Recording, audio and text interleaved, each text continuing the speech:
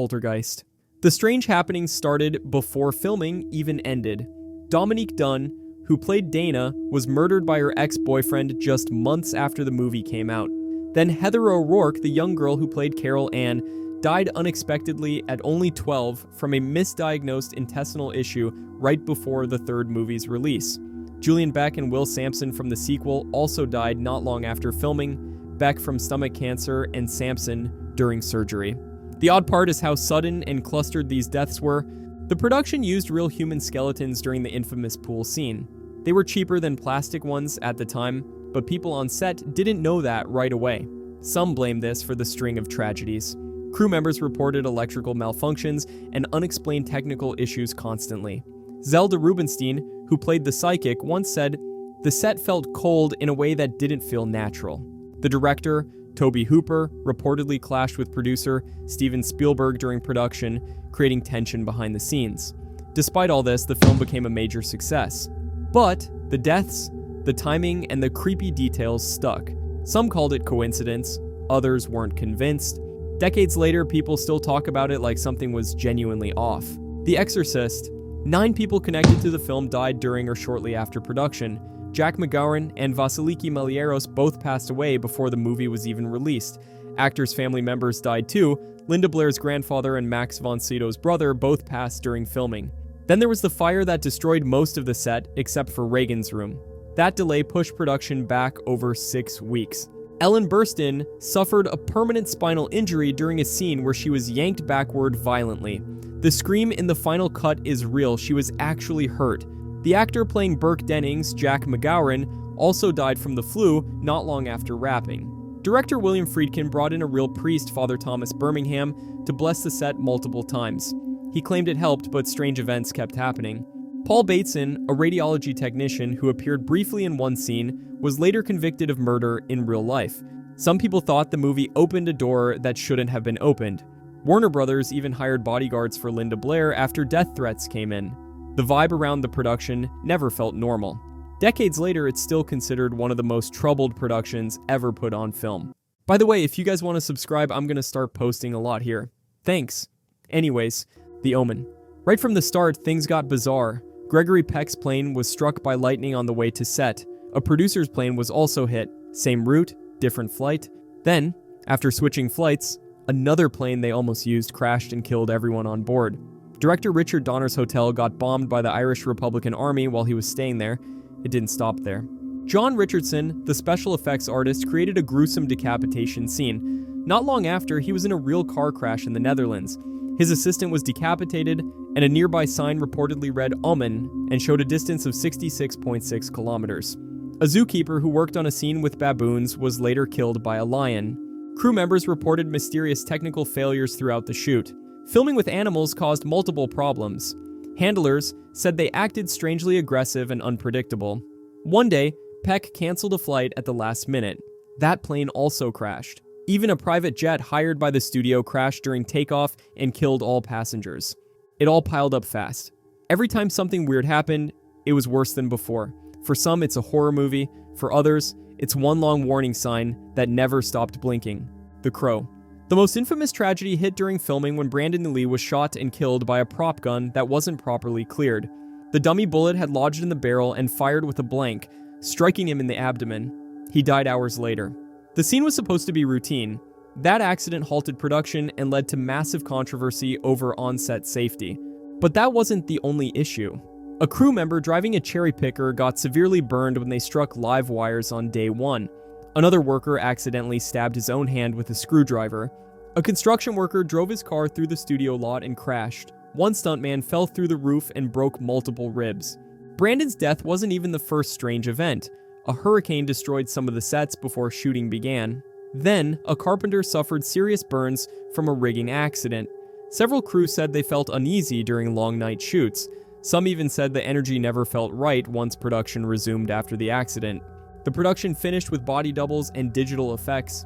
The movie came out in 1994 and became a cult classic, but behind the scenes, it left a dark cloud that never fully disappeared.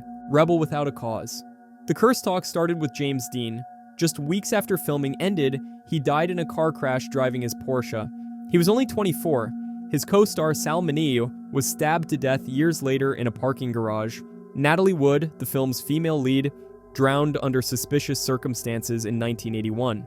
All three of the main stars died young and tragically. Nick Adams, another cast member and close friend of Dean, was found dead in his home in 1968. His cause of death was ruled drug-related, but friends claimed he wasn't the type.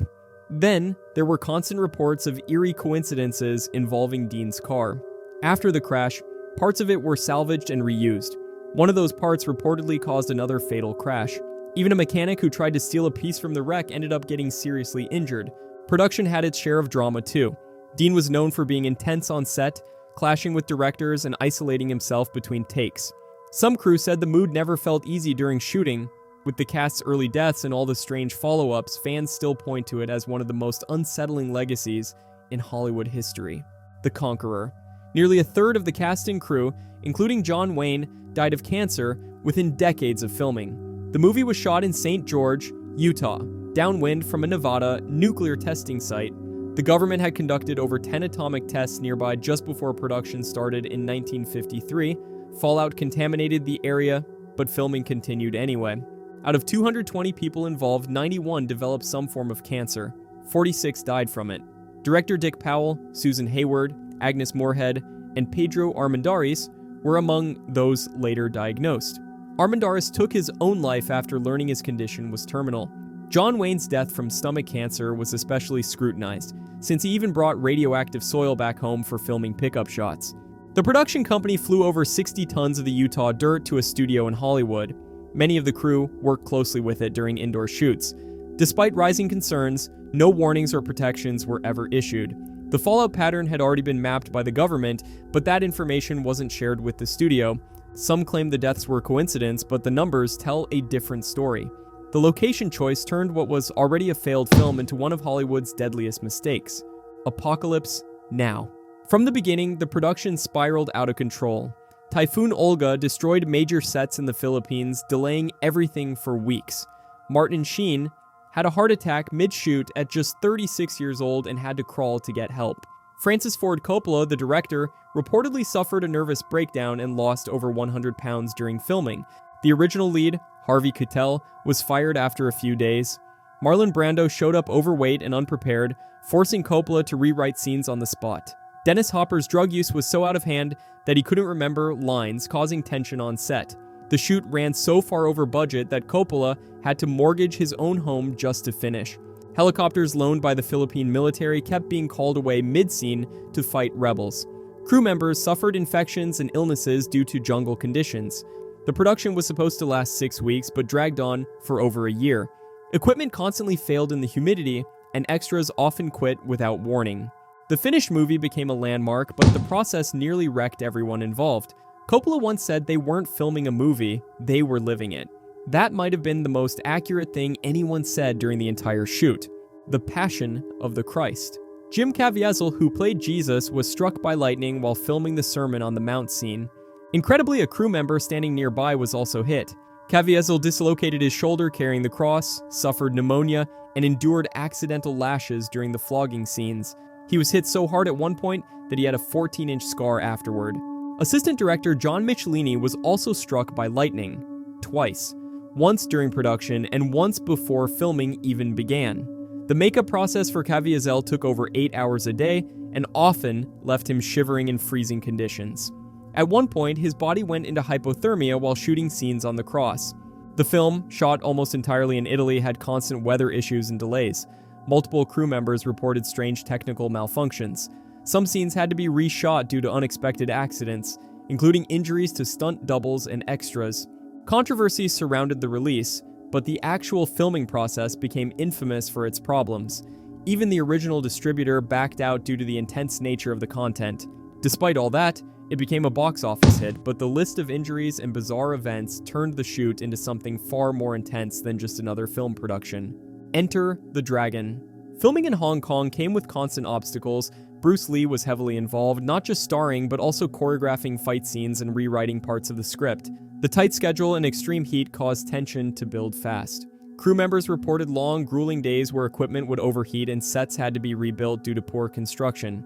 Several stuntmen were injured during fight scenes since, Lee insisted on full contact choreography in some takes. One actor, Bob Wall, actually took a real hit from Lee during a scene and needed stitches. Lee was known for being intense on set, pushing for perfection even if it meant multiple retakes under tough conditions. The film wrapped in early 1973, just 6 days before its premiere. Bruce Lee died suddenly at 32.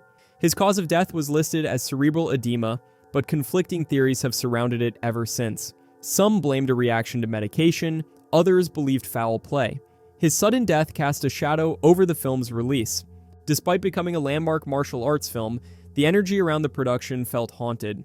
The combination of on-set injuries, stress, and Lee's death made the film's legacy inseparable from the tragedy that followed so closely behind: the possession. Production ran into strange problems almost right away.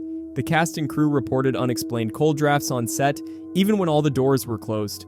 Equipment would fail randomly, lights blew out, hard drives crashed, and footage mysteriously disappeared.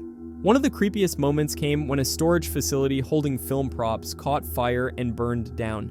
The box that supposedly inspired the story was inside.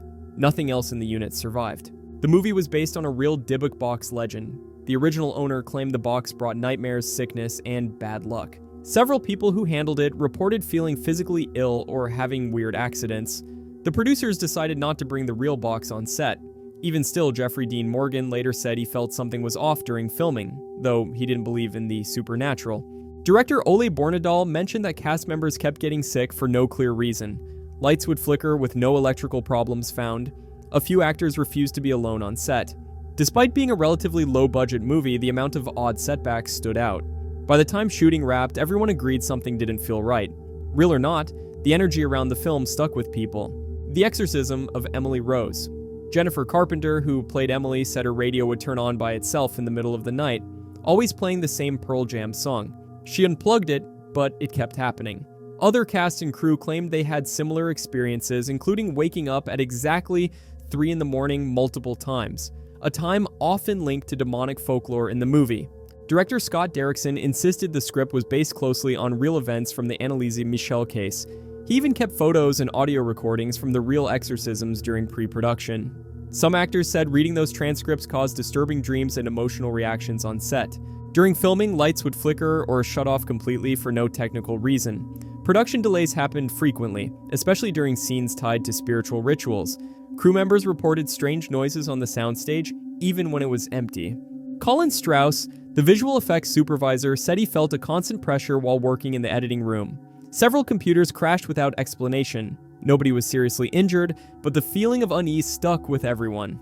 The film's blend of courtroom drama and horror didn't soften the behind-the-scenes tension. Most agreed it wasn't just another scary movie set.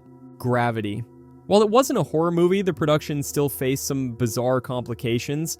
Sandra Bullock, who spent most of the shoot suspended in harnesses and enclosed rigs, developed extreme physical strain. She was isolated for hours at a time inside a custom-built 12x12 light box with over 4,000 LED bulbs. Crew members said communication with her became difficult because the setup was so restrictive. She could only hear through an earpiece, and some days she barely spoke to anyone outside of takes. Alfonso Cuarón's vision required new technology, which meant endless delays. Motion rigs broke down often, lighting systems overheated, and precise timing had to be recalibrated constantly. Some parts of the shoot took over a year to prepare. Actors were rotated in zero-gravity rigs that caused nausea and disorientation, even among crew members observing. At one point, an entire day's footage was unusable due to corrupted data, setting back weeks of work. Some visual effects took over a year to complete frame by frame. Even the animators complained of exhaustion. Tensions ran high and several crew members quit mid-shoot. The stress on set grew so heavy that the director later said, "It was the hardest project of his career. For something so sleek on screen, making it felt anything but smooth." The Dark Knight. The most talked about tragedy was Heath Ledger's death. He passed away from an accidental overdose just months after filming wrapped. Though many claimed the role of the Joker pushed him too far, his family denied it, saying he was already struggling with insomnia. Still, his intense performance and untimely death added a dark cloud to the film's legacy. A stuntman named Conway Wycliffe died during a test run for a driving scene. His car hit a tree at high speed while leaning out of a vehicle during a rehearsal.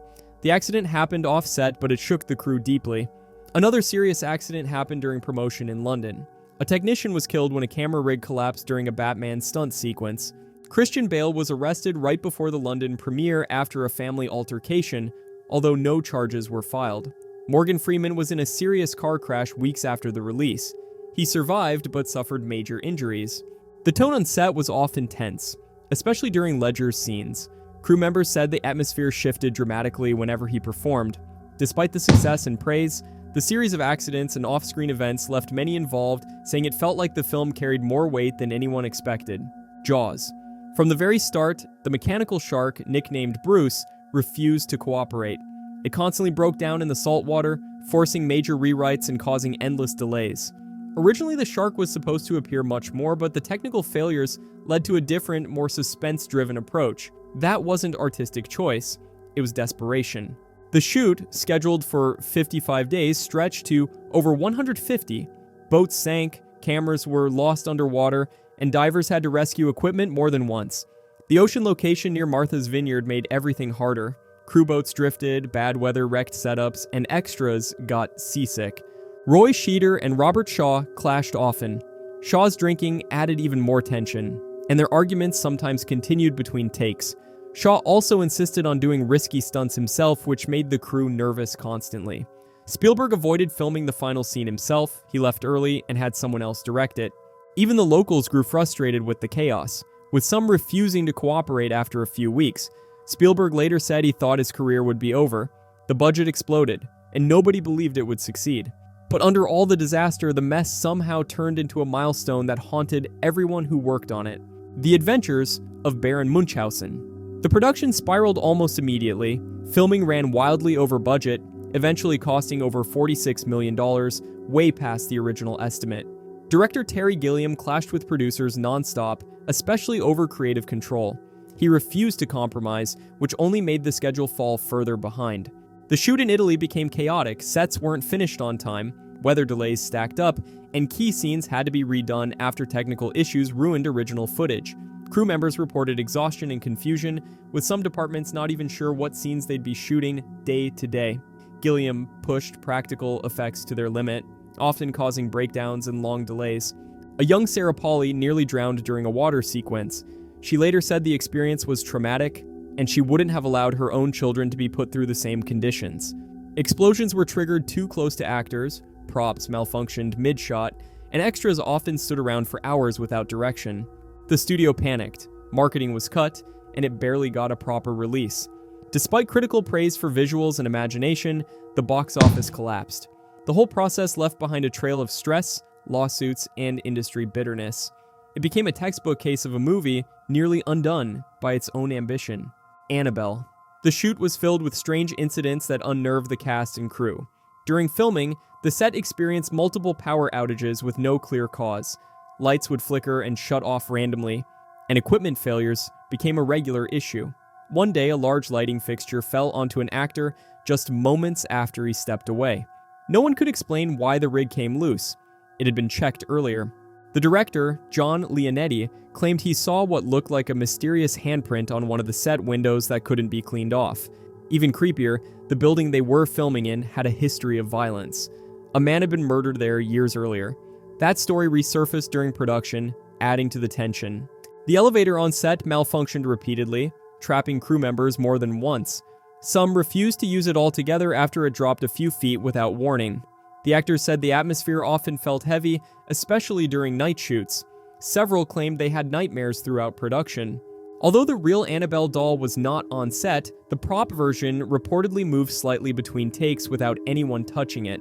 Whether people believed the stories or not, most agreed that something about the shoot felt off in a way they couldn't shake: the serpent and the rainbow. From the start, filming in Haiti was filled with political chaos. The crew had to evacuate after the government collapsed mid-shoot. Armed guards patrolled the set, and director Wes Craven said they were followed by secret police. Several crew members reported getting sick during production, some with severe fevers and hallucinations. One producer nearly died from a rare illness caught on location. Bill Pullman, the lead actor, was almost buried alive during a coffin scene. The safety system failed and he was trapped under dirt for several seconds before crew pulled him out. Another actor broke several ribs after a stunt went wrong on unstable terrain. Filming moved to the Dominican Republic, but the problems kept coming. Wes Craven described feeling constantly watched, even off set. One night, a crew member claimed he woke up unable to move, with a figure standing over him. Equipment vanished and reappeared in odd places, and daily shoot schedules were regularly thrown off by accidents or unpredictable weather. Despite all the setbacks, the film was completed, but Craven later admitted it was one of the most difficult shoots of his life. The line between fiction and reality blurred, and the tension never fully disappeared from the experience. 3 men and a baby. The so-called curse started after rumors of a ghost appearing in one of the scenes. Viewers claimed they saw a child standing in the background of an apartment scene, partially hidden by curtains. The legend spread fast, saying the ghost was a boy who died in that very building. But the truth? The movie wasn't even filmed in a real apartment, it was shot on a soundstage in Toronto. The ghost turned out to be a cardboard cutout of Ted Danson's character that had been misplaced. Still, the story took on a life of its own. Some people insisted the image was different in early VHS versions, and others said they saw movement when there wasn't supposed to be any. Cast and crew had to publicly deny everything. The weird part was how persistent the story became, with people swearing the set felt strange, even though nothing dangerous ever happened during production. There weren't any major accidents, but the film became locked into paranormal conversation anyway. The ghost rumor overshadowed everything for years. Despite being a lighthearted comedy, it's still dragged into cursed movie lists just because of one optical illusion that sparked decades of speculation and confusion: the evil. Filmed in an actual abandoned mansion in New Mexico, the production quickly gained a reputation for being unsettling. Crew members reported strange drafts and sudden temperature drops even when all the windows were sealed. Lights would flicker for no electrical reason, and several key props disappeared without explanation, only to be found later in completely different rooms. The building itself had a dark history. Locals claimed it was once used for occult gatherings, and several accidents had been reported there long before filming began. One of the electricians refused to return after saying he saw a figure standing behind him in a mirror. Another crew member fell through a floorboard that had just been inspected and cleared minutes earlier. Actors complained of headaches and insomnia during overnight shoots. The sound team caught unexplained audio on more than one occasion, including whispers that didn't match any lines or ambient noise. Director Gus Triconis admitted the atmosphere felt oppressive and even considered changing locations halfway through. While the shoot wrapped without major injury, the cast and crew left convinced the house carried something they couldn't explain. The film itself never broke out widely, but its behind-the-scenes stories have kept it alive among those who pay attention to cursed productions. The Amityville Horror. During the 2005 remake, multiple crew members reported strange occurrences both on and off set. Star Ryan Reynolds said cast members kept waking up at exactly 3:15 in the morning, the same time the real murders happened in the original story. Equipment malfunctioned regularly, especially during scenes filmed inside the replica house. A dead body washed up near the set while filming in Wisconsin, and police had to temporarily shut down the area. Some crew refused to return after that. The atmosphere reportedly changed during intense scenes, with lights blowing out and cold spots appearing indoors with no source. Melissa George mentioned strange static interruptions on her phone during offset calls, something that kept happening throughout production. One photographer's images from the set were corrupted after developing, even though other rolls shot. The same day came out fine. The original film from 1979 had its own problems. James Brolin claimed his script fell off the shelf at a critical moment, which convinced him to take the role. Other actors reported feeling sick on set for no medical reason. Whether it was publicity or something more, the reputation stuck. Both versions left people uneasy long after cameras stopped rolling. Don't worry, darling. From early production, the film was surrounded by chaos and controversy. Reports of tension between Olivia Wilde and Florence Pugh surfaced quickly. Pugh limited her promotional appearances and skipped major press events, fueling speculation of on-set conflict. Crew members confirmed disagreements, and some said communication between director and lead actress broke down completely during filming. Shia LaBeouf was originally cast but exited before shooting began. Wilde claimed he was fired to protect the cast, while LaBeouf insisted he quit. Video evidence later surfaced that added more confusion, casting doubt on the official story. The casting changes caused scheduling issues and pushed filming back. Harry Styles, brought in as a replacement, faced criticism over his performance and inconsistent accent. His relationship with Wilde became a media frenzy, distracting from the film itself. Meanwhile, production in California faced intense heat waves, leading to reshoots and long delays. Some extras reported confusion on set due to last-minute changes to scenes and blocking. The drama peaked during the Venice Film Festival. A viral clip made it appear Styles spit on Chris Pine, which both denied, but the clip dominated headlines. The chaos off-camera overshadowed the film, turning what was supposed to be a stylish psychological thriller into a lightning rod of Hollywood dysfunction. Roar. The film is known less for its plot and more for the chaos that happened while making it. Over 70 people were injured during production, including cast, crew, and director Noel Marshall. He, along with Tippi Hedren and their daughter Melanie Griffith, starred in the movie, while living with over 100 untrained lions, tigers, and other big cats. Melanie Griffith was mauled in the face and needed reconstructive surgery. Cinematographer Jan de Bont had his scalp torn open by a lion and required over 200 stitches. Noel Marshall was bitten so many times he developed gangrene. Tippi Hedren fractured her leg after an elephant picked her up and threw her across the set. Crew members quit regularly, and those who stayed often worked in fear. Filming took over 11 years due to injuries, natural disasters, and financial ruin. Floods wiped out the set more than once. Insurance companies refused to cover the production, forcing the cast and crew to fund it themselves. Medical treatment became a regular part of the schedule. Despite the film being marketed as a family adventure, the behind-the-scenes reality was pure chaos. The injuries, delays, and risks made it one of the most dangerous productions ever attempted in Hollywood history. The Evil Dead. Filming in a remote cabin in Tennessee brought more problems than anyone expected. The crew lived on location with no heat, no running water, and almost no money. Shooting lasted over 12 weeks, much longer than planned, and everyone involved faced brutal conditions. Cast members slept on set, often wearing their makeup overnight to save time in the morning. Injuries piled up quickly. Bruce Campbell twisted his ankle early on and had to limp through several scenes. Real glass and sharp objects were used in multiple shots, leading to cuts and bruises all over the cast. The contact lenses used for the demon effects were so thick and painful that actors could only wear them for a few minutes at a time. At one point, the crew ran out of funds completely. Several members left before filming was finished, forcing director Sam Raimi to use stand-ins and shoot around missing actors. Raimi and Campbell even used their own cars and equipment just to keep going. Props broke constantly and temperatures dropped so low that fake blood froze on set. Despite all that, they finished the movie. But the pain, cold, and chaos behind the scenes gave it a reputation as a survival test disguised as a horror film. The Skeleton Key. Filmed deep in Louisiana Bayou country, the production was surrounded by real hoodoo history.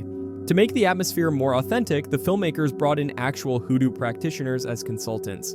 Some crew members reported feeling uneasy during rituals staged for certain scenes. A few even claimed to experience sleep paralysis after filming in certain locations tied to real folklore.